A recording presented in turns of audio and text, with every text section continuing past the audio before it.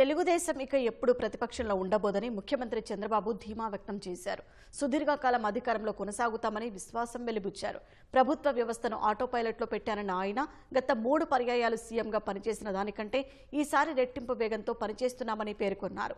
ఎన్టీఆర్ జిల్లా Tiruvuru MLA Kolikapudi Srinivasarao, Vijayawada MP Kesineni Sivanath విభేదాలతో రచ్చకెక్కడంపై సీఎం తీవ్ర ఆగ్రహం వ్యక్తం చేశారు.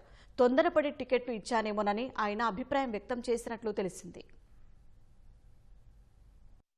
శుక్రవారం నాడు ఎన్టీఆర్ భవన్ కు వచ్చిన సీఎం చంద్రబాబు, రాష్ట్ర పార్టీ అధ్యక్షుడు పల్లా శ్రీనివాసరావు, సీఎం పర్యటనల సమన్వయకర్త మంతెన సత్యనారాయణరాజు, పోలిట్ బ్యూరో సభ్యుడు వర్లరామయ్య, పార్టీ కార్యాలయ కార్యదర్శి అశోక్ బాబుతో పాటు ఇతర నేతలతో సమావేశమై వివిధ అంశాలపై చర్చించారు. ఆ తర్వాత మీడియాతోనూ కాసేపు ముచ్చటించారు.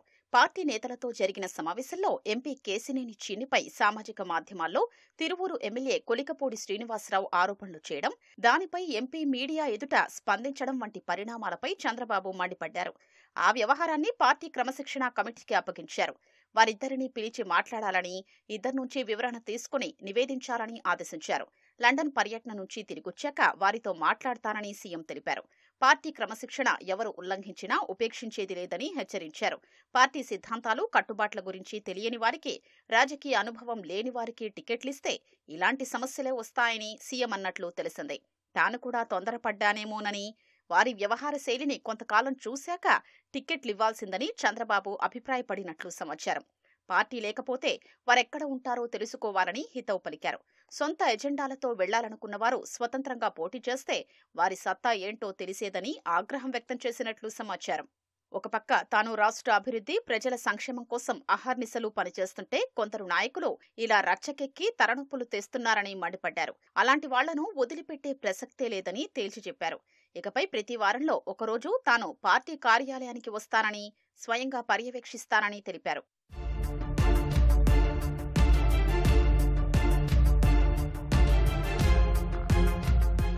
పేదలకు ఉపయోగపడుతుందన్న ఉద్దేశంతో ప్రభుత్వం సీఎంఆర్ఎఫ్ కింద ఉదారంగా సాయం అందిస్తుంటే కొందరు ఎమ్మెల్యేలు దాన్ని కూడా సద్వినియోగం చేయకుండా నిర్లక్ష్యం వహిస్తున్నారంటూ సీఎం చంద్రబాబు ఆగ్రహం వ్యక్తం చేశారు. కొందరు ఎమ్మెల్యేలు అర్హులైన పేద రోగులకు సీఎంఆర్ఎఫ్ లేఖలు ఇవ్వడం లేదన్న విషయం సీఎం దృష్టికి రాగా వారి వివరాలు ఇవ్వాలని, అలాగే అనర్హులకు లేఖలిచ్చిన వారి వివరాలు అందజేయాలని సీఎం అన్నారు. పేదల కోసం ప్రభుత్వం అమలు చేస్తున్న కార్యక్రమాల విషయంలో ఎమ్మెల్యేలు నిర్లక్ష్యంగా వ్యవహరిస్తే సహించేది లేదని హెచ్చరించారు. మతపరమైన, సున్నితమైన అంశాలపై ఎవరూ మాట్లాడొద్దని, అప్రమత్తంగా ఉండాలని పార్టీ నాయకులకు సీఎం సూచించారు. పార్టీ నాయకులు మద్యం వ్యాపారానికి దూరంగా ఉండాలని, అలాంటి వారి వల్ల పార్టీకి మరక అంటుతోందని వ్యాఖ్యానించారు. పార్టీ క్యాడర్ను ఆర్థికంగా ఎలా బలోపేతం చేయాలన్న అంశంపై పార్టీ నాయకులతో విస్తృతంగా చర్చించారు. మొంతా తుపాన్ను ధీటుగా ఎదుర్కోవడంలో ప్రభుత్వం చేసిన కృషిని పార్టీ పరంగా ప్రజల్లోకి తీసుకెళ్లలేకపోయారని చంద్రబాబు అసంతృప్తి వ్యక్తం చేశారు. వైసీపీ చేస్తున్న తప్పుడు ప్రచారాలకు వాస్తవాలతో ధీటుగా జవాబివ్వాలని సీఎం ఆదేశించారు. లండన్ నుంచి తిరిగొచ్చాక పార్టీ జిల్లా కమిటీలు, రాష్ట్ర కమిటీల్ని ప్రకటిస్తామని తెలిపారు.